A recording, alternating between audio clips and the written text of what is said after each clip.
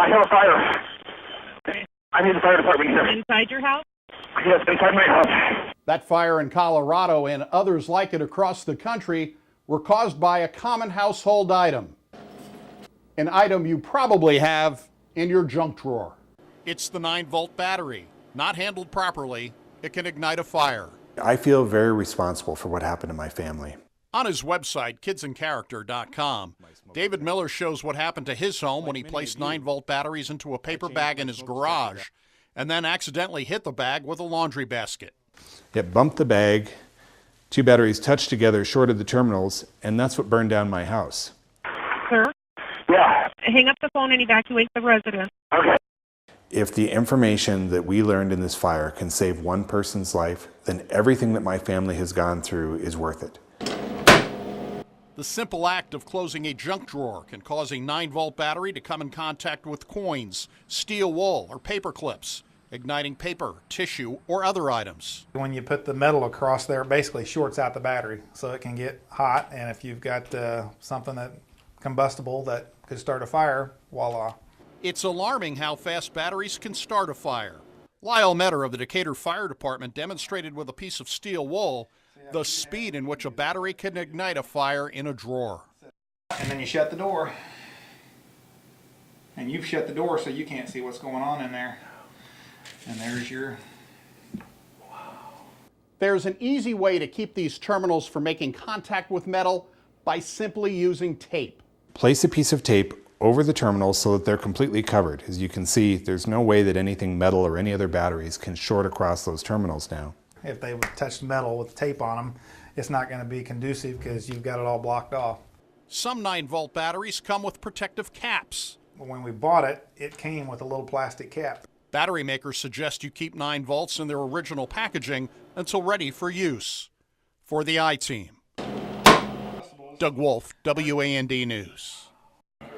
In the history of the Illinois legislature, there is the occasional bad idea. Only in Illinois, the state that's given us Al Capone, can we screw up gambling. And the periodic crook. We hire gang members to work in our prisons. Now, the unique idea of passing a massive budget bill where no one really knows how much is actually being spent. $37.2 billion. Of $34.4 billion. There's 2 budget numbers, $34 billion and $38 billion. Vote after vote, the Democratic majority jamming through spending measures with not a dime of revenue allocated. We have no idea today what revenue figure we're dealing with. We're just spending money. That's insane.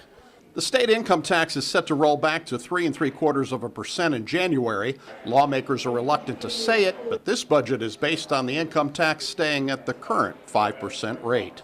You are voting for the tax increase because we don't have the revenues in place. Let's just increase the budget 30%, 50%, because it's not real money, right? Far from a yawner, the legislature is playing an interesting game. We're promising imaginary money that does not exist. I mean, that might work in Toontown, but this is not a cartoon. Not a laughing matter with a budget deadline looming on May 31st.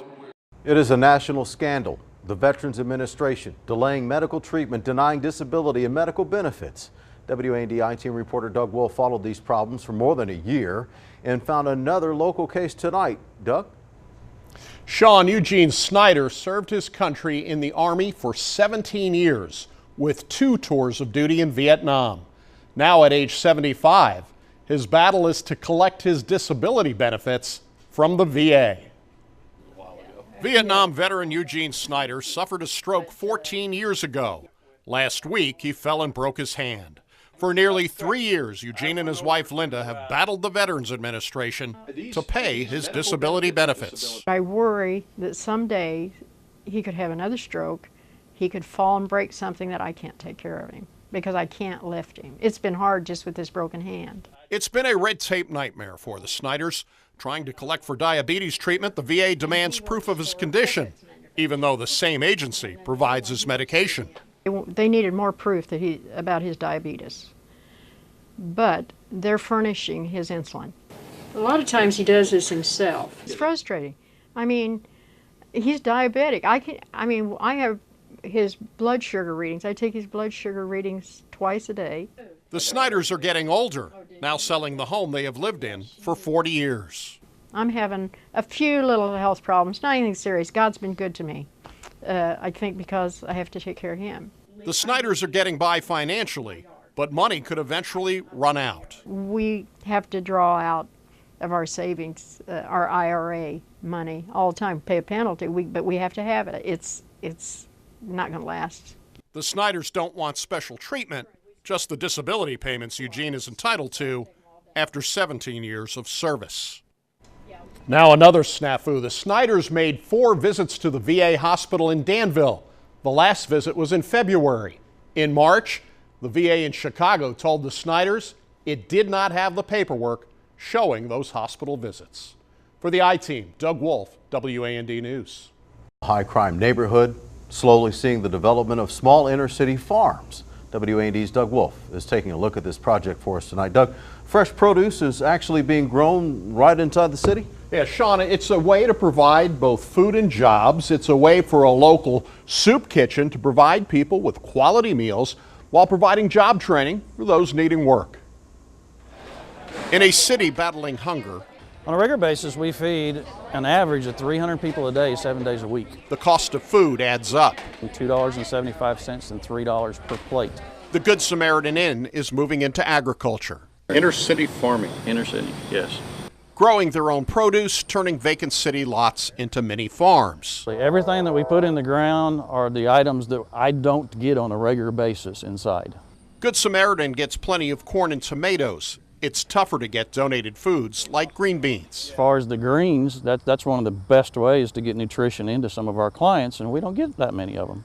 The Mercy Garden, as it's called, grows food for the city's largest soup kitchen, while providing job training for those who are looking for work. You can put your hard work into something and something good can come out of it. I've got at least 4 right now that would make wonderful employees to an employer. As it's coming up and you start seeing different things and everything's starting to come together nicely, and the plans is, it's rewarding. It's very rewarding. Rewarding by helping those in need and finding a little solitude in this garden from God. In probably one of the highest risk neighborhoods we have, you can find that solitude right here in the gardens. Vacant lots for a bountiful harvest. The Good Samaritan Inn spends about $25,000 a month to operate. It operates mostly on donations. It's a controversial issue in the current election cycle, raising the minimum wage. Well, Governor Pat Quinn trying to demonstrate just how hard it is to live under the current state minimum wage, just over $8. WAND's Doug Wolfe joined the governor for a cheap lunch date. What is he trying to demonstrate anyway? Well, it's pretty simple, Sean. You take out housing, taxes, transportation, and that leaves the average minimum wage worker living on just $79 a week. For Governor Pat Quinn, that means a cheese toastie and French fries. Lunch hour at Debbie's Diner in Decatur. Okay, how are you? Minimum wage Governor Pat Quinn ate graham crackers the other night for dinner and now works the lunch crowd to come up with a cheap meal. I just went with the grilled cheese. It's a cheese toastie here in Decatur, and the governor points to the days of Franklin Roosevelt when the minimum wage was 25 cents. He felt there should be a basic floor of dignity. $8.25 an hour now. Quinn wants the legislature to bump the wage to $10 an hour. You're working 40 hours a week. You shouldn't have to live in poverty. What would you say to small businesses that say they really can't afford an increase in the minimum wage? I think the best way to help our economy is actually to raise the minimum wage, because folks who make the minimum wage, if they get a raise, they're not going to admire money in the bank vault. They're going to spend it in the local community. Anybody that lives in this day and age and don't make $10 an hour, I'm sorry. Restaurant owner Debbie Hill would like to see the wage raised, telling me some of her customers don't come in as often. I used to see a lot of my customers every day, twice a day.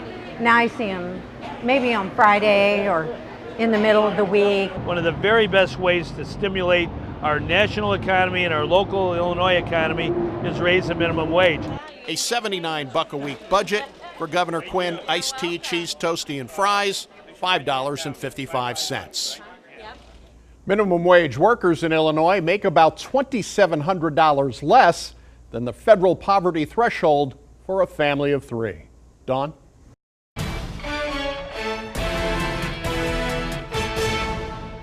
A quality education. Governor Quinn and lawmakers tout the benefits of top-flight schools. The future of our economy depends on the quality of our education. It sounds good until you take a look at the condition of many of the state's schools. Built to educate baby boomers, a generation now retiring. Schools that are rapidly falling apart. You know, I'm not talking about building some Taj Mahal school system. We're trying to take care of what we have. The national cost to fix and maintain old schools is believed to be around $270 billion. The problem? There is no national database for an accurate estimate.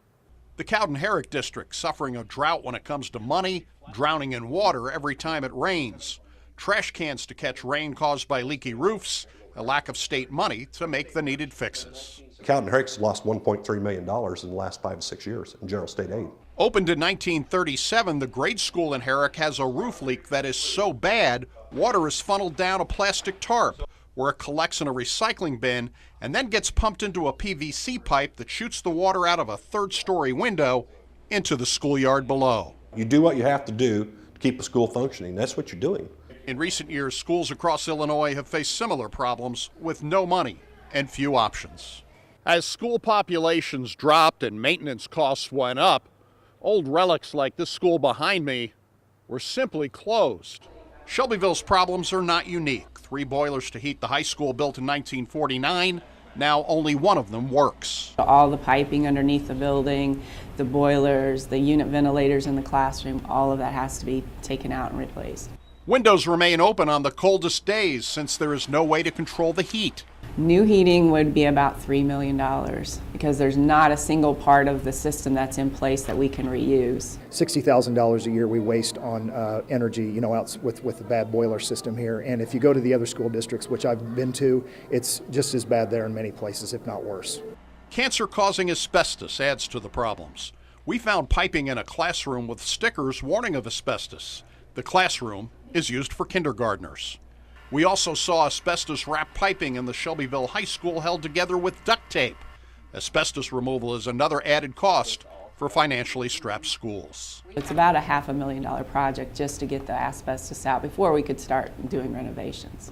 The heating system in Herrick also needs to have asbestos removed at a cost of nearly $40,000. As far as to correct all of the situations we're dealing with, whether it be tinting windows, roofs, parking lot, the track needs resurfaced, we're looking at every bit of $250,000. Shelby County voters approved a 1% sales tax in March to fund the needed repairs. The bottom line is, without schools, good schools in our communities here in this county, you know, we don't have a future, we don't have hope, it's going to cost us a lot of business, people aren't going to want to be here. The dilemma for taxpayers: pay to fix the problems now, pay more later, or simply close the school and chain the doors shut. For the I-Team, Doug Wolfe, WAND News.